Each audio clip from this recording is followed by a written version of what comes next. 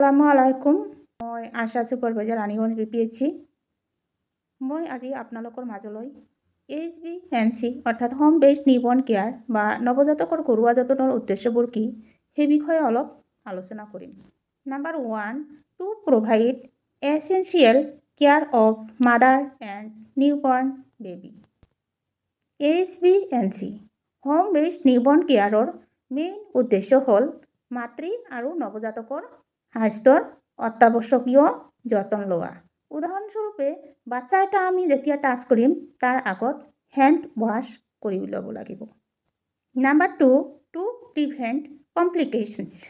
নৱজাতক এটা জন্মৰ সময়ত বা তাৰ পিছতো কিছুমান জটিলতা থাকিব পাৰে, যেনে বাৰ্থ এছফিচিয়া, চেপচিছ ইত্যাদি। কেতিয়াবা বাচ্চাটো নাকান্দে বা দুৰ্বল কান্দন, শ্বাসক্ৰিয়া নাই বা দুৰ্বল শ্বাস, এনেকুৱা ক্ষেত্ৰত স্বাস্থ্য বিভাগৰ মানুহে যদি সিহঁতৰ ঘৰত ভিজিট কৰে তেতিয়া দৰকাৰী কিবা পৰামৰ্শ সিহঁতক আগবঢ়াব পাৰে বা ইমিডিয়েট উচ্চ কোনো চিকিৎসাৰ কাৰণে ৰেফাৰ কৰাৰ পৰামৰ্শ দিব পাৰে বা সিহঁতে লগত থাকি ৰেফাৰৰ ব্যৱস্থা কৰি দিব পাৰে। কেতিয়াবা মাকজনীৰো তেনেকুৱা কিবা জটিলতা দেখা দিয়ে, যেনিবা অতিৰিক্ত ৰক্তক্ষৰণ বা দুৰ্গন্ধযুক্ত স্ৰাৱ, লগতে অতিৰিক্ত জ্বৰ বা মূৰ্ছা যোৱা। এনেকুৱা পৰিস্থিতিত মাকজনক উপযুক্ত সময়ত উপযুক্ত ট্ৰিটমেণ্ট দিয়াৰ কাৰণে গভৰ্ণমেণ্ট অফ ইণ্ডিয়াই HBNC ভিজিটৰ জন্ম দিছে। Early detection of illness of newborn. নৱজাতকৰ যদি কোনো তেনেকুৱা সমস্যা থাকে আমি এই HBNC ভিজিটৰ জৰিয়তে আগতীয়াকৈ চিনাক্ত কৰিব পাৰোঁ। কেতিয়াবা হাত ভৰি অসম্পূৰ্ণ থাকে, হাত ভৰি বেঁকা থাকে বা হাত ভৰিৰ আঙুলিবোৰ অসম্পূৰ্ণ থাকে। এনেকুৱা ক্ষেত্ৰত HBNCৰ জৰিয়তে আগতীয়াকৈ চিনাক্ত কৰা হয় আৰু উপযুক্ত ট্ৰিটমেণ্টৰ কাৰণে ব্যৱস্থা কৰা হয়। তাৰপিছত কেতিয়াবা বাচ্চাটোৰ মূৰত টেমুনা আকৃতিৰ হয়, সেইটো পিছলৈ টিউমাৰৰ ৰূপ ধাৰণ কৰে, সেইটো আমি আগতীয়াকৈ চিনাক্ত কৰিলে অংকুৰতে বিনাশ কৰিব পাৰোঁ। তাৰপিছত কেতিয়াবা জণ্ডিছৰ লক্ষণ দেখা দিয়ে, HBNCৰ জৰিয়তে সিহঁতে সেই ঘৰৰ মানুহখিনিক এৱাৰ কৰিব পাৰে, এৱাৰ কৰি চিকিৎসাৰ কাৰণে ৰেফাৰ কৰিব পাৰে। কেতিয়াবা বাচ্চাটো মাকৰ স্তন চুহিবলৈ অসমৰ্থ হয় বা চুহি খাওঁতে কষ্ট পায়। আকৌ কেতিয়াবা শ্বাস প্ৰশ্বাসতো কষ্ট পায়। কেতিয়াবা আকৌ মাকৰ স্তন চুহি খাওঁতে মাকৰ স্তনৰ আগটোত কিবা প্ৰব্লেম থাকে, সেই কথাও আশা বাইদেউজনীয়ে পৰীক্ষা কৰিব লাগে বা পৰীক্ষা কৰিব পাৰে। কেতিয়াবা বাচ্চাটো প্ৰিটাৰ্ম বেবী হয়, অৰ্থাৎ অপৰিণত বাচ্চা হয়, সময়ৰ আগতে জন্ম হয়। আকৌ কেতিয়াবা LBW হয়, ল' বাৰ্থ ৱেইট, কম ওজনৰ বাচ্চা। এনেকুৱা ক্ষেত্ৰত কিমান ওজন হয় সেই হিচাপে সেই ঘৰৰ মানুহখিনিক সজাগতা আনিব লাগে, কেনেকুৱা যতন কৰিব লাগে বা একেবাৰে যদি এক্সট্ৰিমলি ল' বাৰ্থ হয় তাৰ কেনেকুৱা ব্যৱস্থা কৰিব লাগে। এই HBNCৰ জৰিয়তে আগতীয়াকৈ সিহঁতক শুধৰাই দিয়া বা বুজাই দিয়াটো HBNCৰ এটা মূল উদ্দেশ্য। মুঠ কথা HBNCৰ জৰিয়তে আমি সিহঁতক সেই বাচ্চা আৰু মাকটোৰ বিভিন্ন ধৰণৰ জ্ঞান আগবঢ়াব পাৰোঁ। Number 4, to promote supportive breast feeding. বাচ্চা এটা জন্মৰ 1 ঘণ্টাৰ ভিতৰত অৰ্থাৎ as soon as possible যিমান সোনকালে পাৰি মাকৰ স্তন পান কৰাব লাগে। মাকৰ স্তনৰ পৰা ওলোৱা হালধীয়া কলস্ট্ৰামযুক্ত গাখীৰটো পেলাই দিব নালাগে। সেই গাখীৰটো বাচ্চাটোক পৰিষ্কাৰকৈ খুৱাই দিব লাগে। মাকৰ স্তন পৰিষ্কাৰ পৰিচ্ছন্ন ৰাখিব লাগে আৰু সেই কলস্ট্ৰামযুক্ত গাখীৰটো পেলাই নিদি বাচ্চাটোক খুৱাই দিব লাগে। লগতে সেই কলস্ট্ৰামযুক্ত গাখীৰটো বাচ্চাটোৰ কাৰণে কিমান দৰকাৰী হয় এই কথাটো সেই ঘৰৰ মানুহখিনিক আমি এৱাৰ কৰিব পাৰোঁ এই HBNC ভিজিটৰ জৰিয়তে। মাকৰ সেই হালধীয়া কলস্ট্ৰামযুক্ত গাখীৰটো সেইটো প্ৰতিষেধকৰ কাম কৰে, ভিটামিনৰ কাম কৰে। তাৰপিছত মাক আৰু বাচ্চাৰ ভিতৰত এটা সুসম্পৰ্ক গঢ়ি তোলে। এই সকলোবোৰ বস্তু বেনিফিচাৰীক বা মাতৃক বুজাই দিয়াও এটা HBNCৰ মূল উদ্দেশ্য।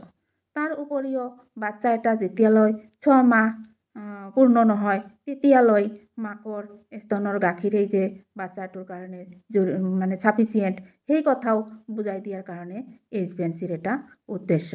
কেতিয়াবা মাকৰ গাখীৰ চুহি খাবলৈ বাচ্চাটো অসমৰ্থ হয়, তেতিয়া দেখা যায় মাকৰ স্তনত প্ৰব্লেম, কিয়নো কেতিয়াবা কোনোবা মাতৃৰ মাকৰ স্তনৰ আগটো ফটা থাকে বা আগটো ভিতৰলৈ সোমাই যোৱা থাকে। এনে ক্ষেত্ৰত বাচ্চাটো গাখীৰ খাওঁতে বহুত সমস্যা পায় আৰু গাখীৰ কমকৈ পায় আৰু তেতিয়া বাচ্চাটো এনি টাইম কান্দি থাকে আৰু বাচ্চাটোৰ শাৰীৰিক দিশৰ পৰা বহুত দুৰ্বল হৈ পৰে। যদি HBNC ভিজিটৰ জৰিয়তে সেই বস্তুটো আগতীয়াকৈ ধৰা পেলোৱা হয় আৰু উপযুক্ত ব্যৱস্থা কৰা হয়, তেনেহ'লে বাচ্চাটো গাখীৰ পোৱাত কোনো সমস্যাৰ সৃষ্টি নহ'ব আৰু বাচ্চাটোৰ গ্ৰ'থ এণ্ড ডেভেলপমেণ্টৰ ক্ষেত্ৰত সমানে আগবাঢ়ি যাব আৰু এই বাচ্চাটোৰ গ্ৰ'থ এণ্ড ডেভেলপমেণ্টৰ ক্ষেত্ৰত মানে বৃদ্ধি আৰু বিকাশৰ ক্ষেত্ৰত উন্নতি সাধন কৰাও আমাৰ এই HBNC ভিজিটৰ এটা মেইন উদ্দেশ্য। বাচ্চা এটা জন্মৰ পিছত মাকৰ হালধীয়া কলষ্ট্ৰামযুক্ত গাখীৰটো খুৱাই থাকিব লাগে। চেনি, মধু, পানী এইবিলাক একো দিব নালাগে, কাৰণ বাচ্চা এটা 6 মাহলৈ তাৰ যিখিনি ভিটামিন বা মিনাৰেল বা আন বস্তুৰ দৰকাৰ সকলোখিনি এই মাকৰ গাখীৰত চাফিচিয়েণ্ট থাকে। আশা বাইদেউবিলাকে যেতিয়া হোম ভিজিট কৰিব বা স্বাস্থ্য বিভাগৰ মানুহে যেতিয়া সিহঁতৰ ঘৰত ভিজিট কৰিব, সিহঁতক মাকজনীৰ স্বাস্থ্যৰ প্ৰতি লক্ষ্য কৰাৰ কাৰণে বা মাকজনীক পুষ্টিকৰ খাদ্য খোৱাৰ কাৰণে পৰামৰ্শ দিব লাগিব। সিহঁতক বুজাব লাগিব বাচ্চাটোক 6 মাহলৈ একো বস্তু দিয়াৰ দৰকাৰ নাই, অনলি মাকক সিহঁতে যত্ন কৰিলেই বাচ্চাটো উপযুক্ত সকলোখিনি পাই যাব। গতিকে HBNCৰ জৰিয়তে মাকক পুষ্টিকৰ খাদ্য খুৱাই বাচ্চাটোক সুস্থ সবলভাৱে জ্ঞানী কৰি তুলিবলৈ এটা HBNCৰ উদ্দেশ্যৰ ভিতৰত পৰে। To decrease the level of maternal and newborn morbidity and mortality rate. HBNC visitor জৰিয়তে মেটাৰনেল মৰ্টেলিটি ৰেট মাতৃৰ মৃত্যুৰ হাৰ কমোৱা, নিঅ'নেটেল মৰ্টেলিটি ৰেট নৱজাতকৰ মৃত্যুৰ হাৰ কমোৱা, নিঅ'নেটেল মৰ্বিডিটি ৰেট নৱজাতক বেমাৰত ভুগি জীয়াই থকাৰ হাৰ কমোৱা হ'ল HBNC ভিজিটৰ মেইন বা প্ৰধান উদ্দেশ্য। কেতিয়াবা নৱজাতকৰ ঘৰত মাকজনী আৰু নৱজাতকৰ যতনৰ অভাৱত সিহঁতে ঘৰতে বেমাৰত ভুগি থাকে আৰু সিহঁতে বেমাৰত ভুগি জীয়াই থাকে। সিহঁতে হয়তো কোনোবা সময়ত বুজি নাপায় যে হায়াৰ অথৰিটিত গৈ ট্ৰিটমেণ্ট কৰা যাব বা উন্নত ঠাইত গৈ ট্ৰিটমেণ্ট কৰা যাব বা কেতিয়াবা সিহঁতে বুজি পালেও হস্পিটেলত যোৱাটো মানে বহুত প্ৰব্লেম অনুভৱ কৰে।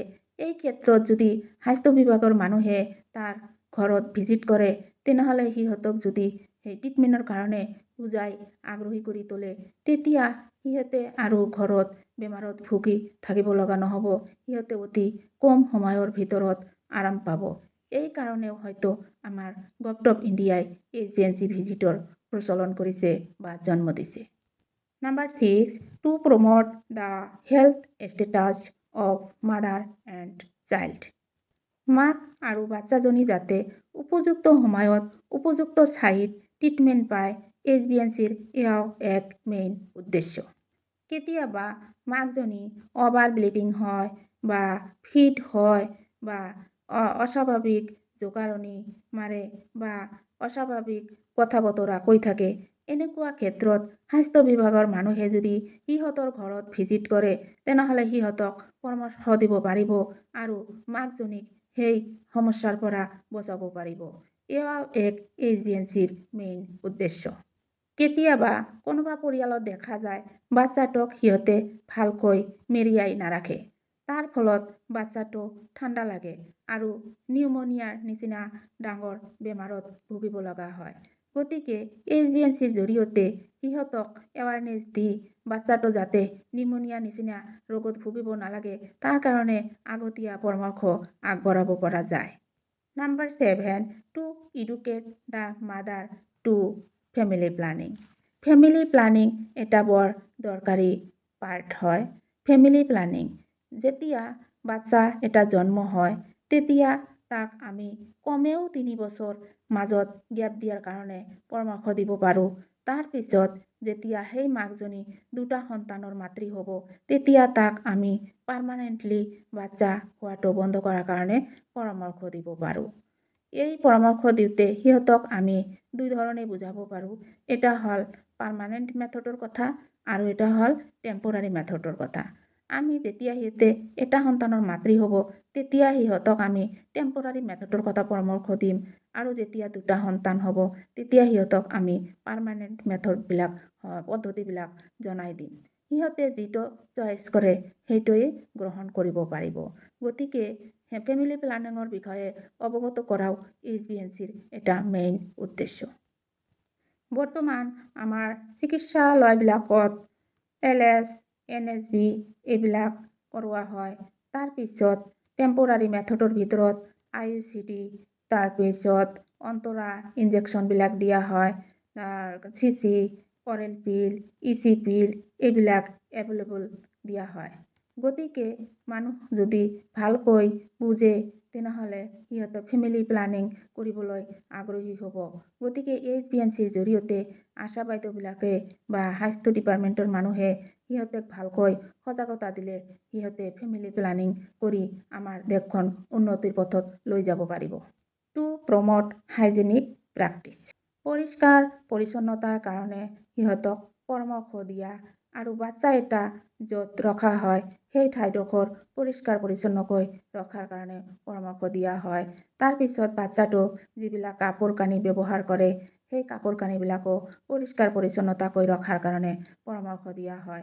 যিখন ঘৰত বসবাস কৰে সেই ঘৰখনৰ পৰিৱেশ পৰিষ্কাৰ পৰিচ্ছন্নতা ৰখাৰ কাৰণে পৰামৰ্শ দিয়া হয় আৰু সেই মাকজনীয়ে যিবিলাক কাপোৰ কানি ব্যৱহাৰ কৰে সেই কাপোৰ কানিবিলাকেও যাতে পৰিষ্কাৰ পৰিচ্ছন্নভাৱে ৰাখে আৰু মাকজনী নিজেও যাতে পৰিষ্কাৰ পৰিচ্ছন্ন হৈ থাকে এই বিষয়েও সিহঁতক এৱাৰনেছ দিয়া হয়।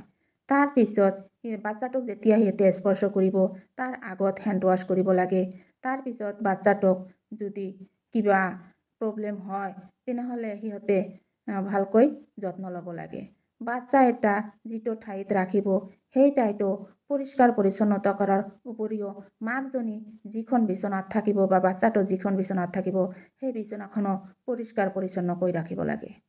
Two educate the family for supportive behaviour.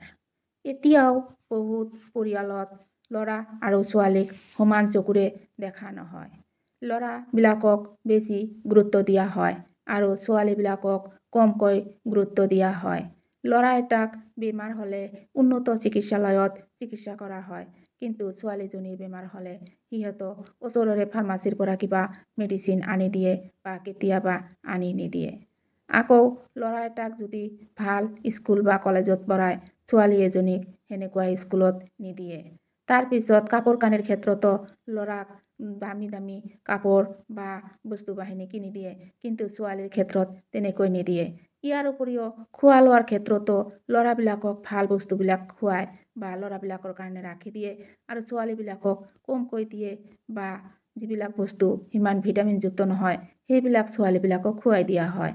গতিকে আমি এই HBNC ভিজিটৰ জৰিয়তে সিহঁতে যাতে ল'ৰা ছোৱালীৰ মাজত ভেদাভেদ নকৰে, ল'ৰা আৰু ছোৱালীক যাতে সমান চকুৰে চায় এই বিষয়েও আমি সিহঁতক অৱগত কৰিব পাৰোঁ আৰু এয়াও এক আমাৰ গভৰ্ণমেণ্ট অফ ইণ্ডিয়াৰ HBNC ভিজিটৰ মেইন উদ্দেশ্য। গতিকে ক'বলৈ গ'লে আৰু বহুত কিবা আছে, মই আজি এইখিনিয়েই সামৰণি মৰাৰ কাৰণে চেষ্টা কৰিলোঁ। ধন্যবাদ।